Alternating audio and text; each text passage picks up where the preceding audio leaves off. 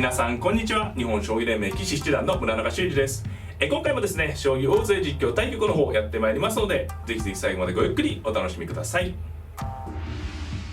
はい、ではね、早速対局の方をやっていきたいと思います。今回も10分切れ曲げで読み上げ音声を、村江由紀女流三段に設定してあります。あなたが先手です。はい、私先手ですね。相手四段の方ですね。対局開始。はい、私は先手で7六歩でいきましょうか。はい、相手の方ね、四段の方で、角飛車先をね早めについてきましたのは矢倉のスタートですね。はい。で、7八金と、飛車のね角先を飛車先を伸ばしてこられているので早めに、受けている形です。で相手の方にも4二玉と上がってね、左美濃の形ですね。近年流行の形ですね。矢倉に対して左美濃で受けるということですね。はい。3三銀と上がってくれるとね、上がる形もあるんですけど、上がるとねこう角の利きがこう止まるので少しね対応しやすくなるんですが、こうやってね、角を通したまま戦うのがこの形のね、特徴になります。で私の方はね、2四歩同角で交換する形を用意しながら指していきます。で5四銀とね来ましたね。さてどうするか。3五歩いってみますか。ちょっと積極的、これ難しいですね。2四歩同角もあるところですけど、3五歩で積極的にいってみましょう。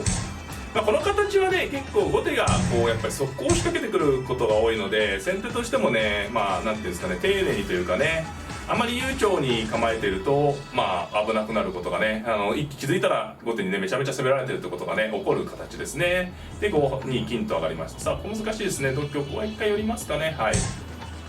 ここで8六歩同歩8五歩という継ぎ歩攻めも一つ考え、銀が出てきました。これ非常に積極的な手ですね。さてどうするか。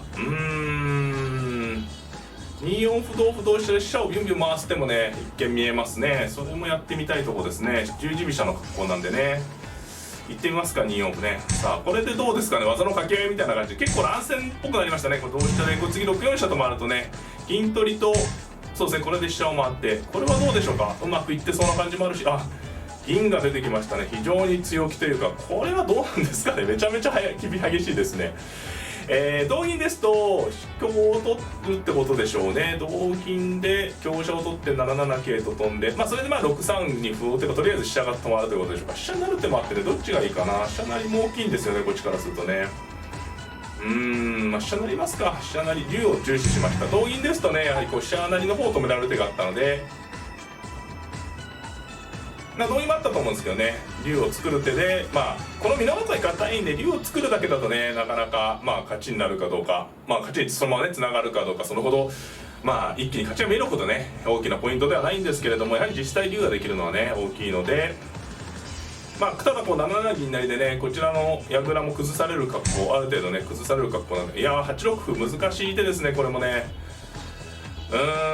これは銀を取る手も考えたくなりますね。銀を取ると9九角成7七桂で7四香とかそういった感じのイメージでしょうかね、相手の方ね。同歩も普通ですよね。同歩だと同歩で取ってみますかね。銀取る手もあるんで難しいですけどね。銀取って9九角成に7七桂、そうすると7四香ってことですかね。この8七の地点を金と銀で支えているので、7四香で7五歩同香同銀に8七歩成ってね、ちょっと高等になってしまうんですけど、歩で取りますか。さて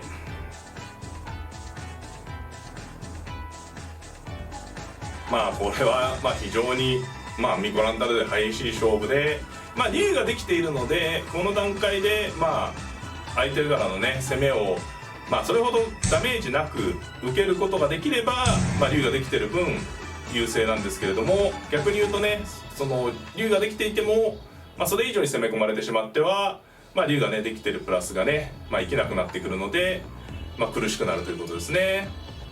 これは7六銀のような手が考えられますね。はい。ここが壁になってるのがねちょっと嫌なんですよね。これ5八金とか1回上がってるだけでも随分違うんですけどね。飛車が出てきましたね。これは飛車成りは許せないので歩を打つしかないですかね。はい。これは飛車が成れちゃうとね竜の質が全然後手の方が近くなっちゃうんでね。で飛車を回ってきました。この飛車回り自体は手はそんなに厳しい手じゃないですね。ここに金銀がいるので見た目ほどきつくはなくて、桂馬を取りたいんですよね。桂馬を取るとここに桂馬を打てる、3四に桂馬を打ちたいんで桂馬を取りたいとこですね。桂馬を取った時にただ後手から何か必ず攻めが来るので、それを想定しておく人が大事ですね。まあ逆に言うと桂馬はいつでも取れるので、もうちょっと受けに回る手を考えるというのもありですね。あとは3三歩同角3四銀とかこの角を攻めるっていうのも考えられますね。それもやってみたいとこですね。そっちの方がいいかな。いや迷いますね。桂馬を取るとただ3四歩ともしかして一回こう3四に桂馬を打たれないように指してくる可能性があるので、さあここはちょっと考えますね。この瞬間にちょっとチャンスっぽいんですよね。なぜかというとこの飛車回りが特に大きな手じゃなくて、こちら側に攻めるねタイミングが来てるとも言えるんですよね。ですので何か攻める手を考えたい。この竜も一応この6つに効いてる方がね受けに効いてるんで8一竜とね何も考えて取っちゃっていいのかどうかっていうね問題が一応あるんですよね。ちょっと取るのは普通です。考えて結局取るかもしれないんですけど、ちょっと考えますね。3三歩同角、これ叩いてね同角3四歩っていうのもやってみたい手なんですよね。それも結構ね美濃囲いに拠点ができるんでね、そっちの方がいいかどうか難しい。桂馬取ってみますかね。これはね難しいところで3段がねあまりこの桂取る手がね結果的にちょっとぬるかったですよってなることもありますね。これは銀ですか。これね桂馬打つ手があるんでちょっとこっちも桂馬打てるんじゃないかっていう感じもあるんですけど、銀を丁寧に受けとく手もありますね。丁寧に銀受けますかね。桂馬の攻めもあるな。よく見ると桂馬の攻めの方がいいですかね。桂馬打って銀になってたら角を取ればいいし、7七角成からね同銀成なら2二銀で詰みなる。桂馬打てそうですけどね。桂馬打つ銀成角取る同玉取る、それで余せるかどうかですか。ちょっと桂馬打ちますかね。この桂馬痛いんでね、3四歩と打っとく手もあったと思いますね。今相手の方ね。角出ですか。この桂馬かなり効きましたね今回はね。さてこれで角が、桂馬打てたんでね、少しこうさらに私の王様ね安全になった感じです。これどうまとめるのがいいかな迷いますね。これで7七銀で一応バラ残ってるんで、バラ安全というこちらの王様が安全だったわけじゃないんですが、さてどうするのがいいか。ちょっと考えますね。これ5三角なるじゃないですか。これはすいません。これは次の一手がありましたね。これね。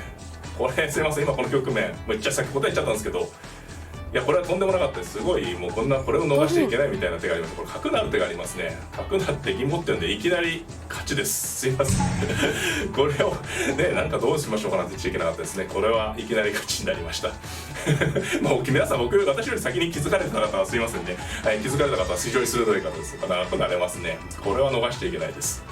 やはりこれだけで3四抜けっていうのはねきついよってことですね。すいません今さフォローするように言ってますけどこれは同金に4二銀と打って詰みです。いきなりね相手の方合駒ないんで、急戦とは恐ろしいですね。こう一発で決まりますね。これということでありがとうございました。あの一手が素晴らしかったです。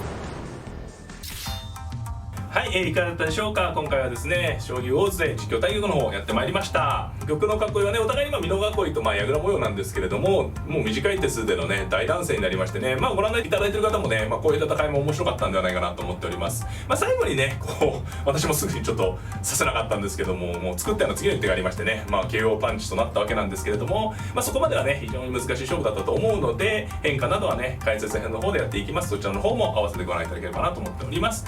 この動画が良かった方はグッドボタンを、チャンネル登録の方もぜひぜひよろしくお願いいたします。それではまた、さようなら。